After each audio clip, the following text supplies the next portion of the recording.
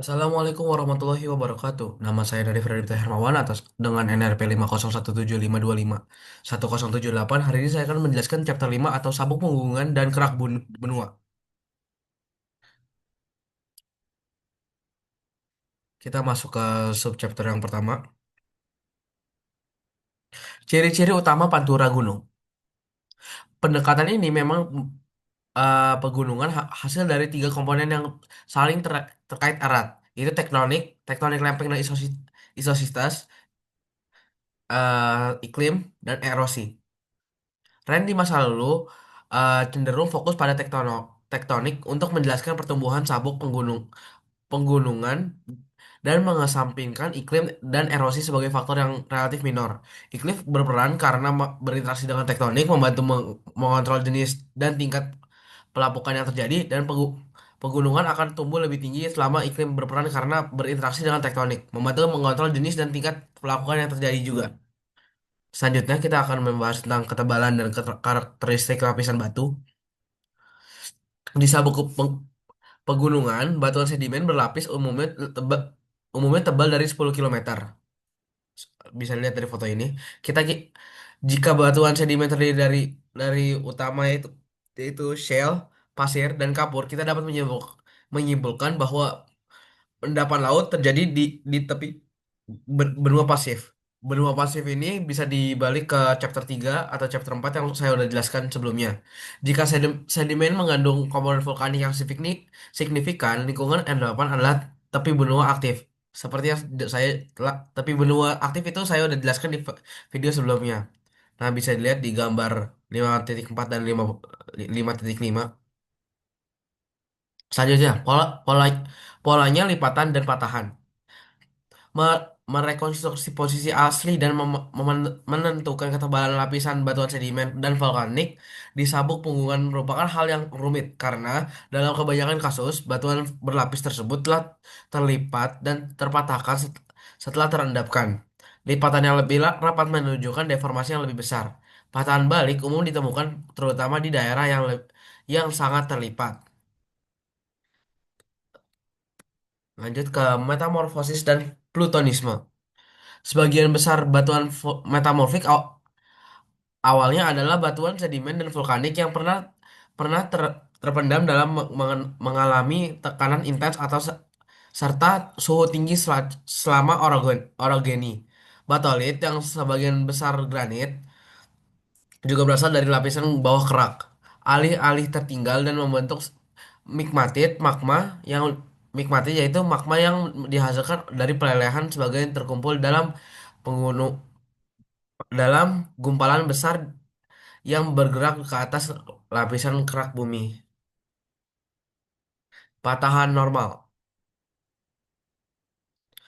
Hubungan silang menunjukkan bahwa patahan normal terjadi setelah orogeni yang menghasilkan lipatan ketat, patahan dorong, dan metamorfosis setelah sebagian besar batolit terbentuk. Tahapan terakhir patahan normal ini merupakan hasil dari peng- pengangkatan vertikal atau perpanjangan horizontal. Patahan ini juga terjadi di bagian tinggi dan tengah dari sabuk pegunungan selama orogeni. Ketebalan dan kepadatan batuan. Pengukuran gravitasi menunjukkan bahwa lebih ringan pe- daripada kerak samudra, batuan kerak benua. Batuan kerak benua adalah lebih ringan daripada kerak samudra. Kecepatan seismik menunjukkan bahwa komposisi yang mendekati granit untuk kerak benua. Selain itu, bukit dari studi seismik mendukung bahwa pandangan bahwa kerak yang lebih ringan ini jauh lebih tebal di bawah pegunungan daripada bawah keraton, dan kerak lebih tebal di bawah pegunungan yang lebih muda daripada yang lebih tua. Ciri-ciri pegunungan aktif.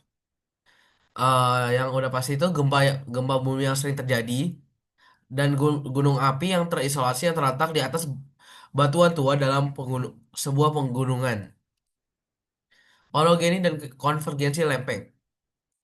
Orogeni adalah episode deformasi intensif batuan di suatu wilayah. Di deformasi ini biasanya batuan ultramafic di sabuk pegunungan sering ditemukan di bagian pegunungan yang didoki oleh metamorf metamorfik, dan plutonik.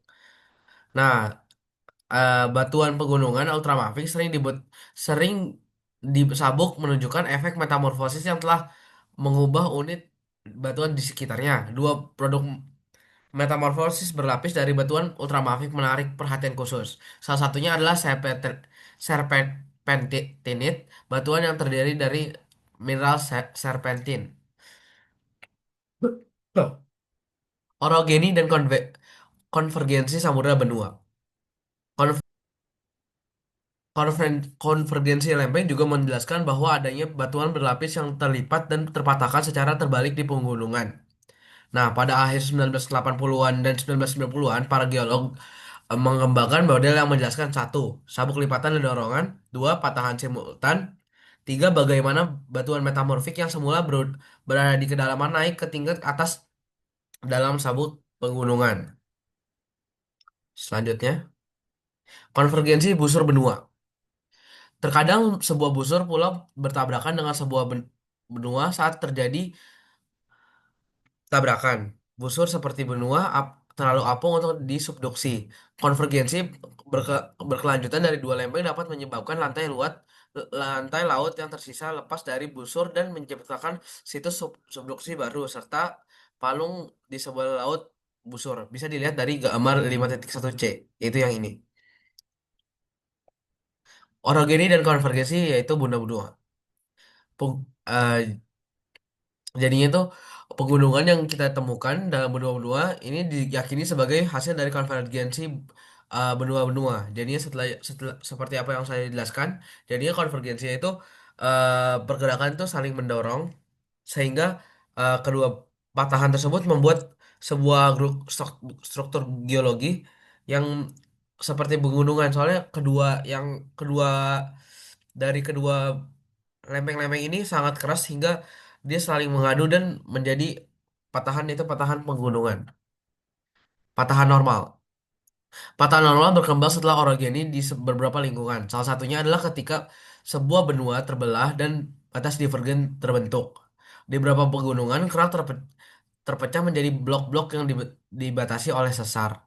Jika blok yang terangkat cukup besar, ia menjadi penggunaan blok sesar. Sesar normal menunjukkan regangan horizontal, yaitu pemisahan kerak. Penyusuan vertikal isostatik, blok sesar kemungkinan terjadi pada saat yang sama. Pertumbuhan benua. Benua tumbuh lebih besar seiring dengan perkembangan sabuk pegunungan di tepi mereka. Jika Oleh karena itu, jika kita melakukan penanggalan isotop pada batuan yang telah mengalami orogeni, mulai dari perisai Kanada dan bergerak ke arah pintu pantai timur dan barat, kita seharusnya menemukan batuan yang tersebut semakin muda. Tarannya yang tergeser. Geolog dalam beberapa tahun terakhir memulai membagi pegunungan besar menjadi taranes, tek, tek, tektonos, stratigrafi, wilayah di mana terdapat kontinuitas geologi. Nah, banyak terani tampaknya terbentuk secara esensial di tempatnya sebagai hasil akumulasi dan orogeni di sepanjang tepi benua. Tarane eh, atau terrain lain eh, memiliki jenis batuan dan usia yang tampaknya tidak terkait dengan geologi pegunungan di sekitarnya dan disebut terrain yang diragukan, yaitu terrain yang tidak mungkin tidak terbentuk di lokasi saat ini. Itulah penjelasan saya tentang chapter kelima tentang sabuk punggungan dan eh, kerak bumi. Sekian dari saya, Nadif Ratih Hermawan. Saya ucapkan terima kasih. Assalamualaikum warahmatullahi wabarakatuh.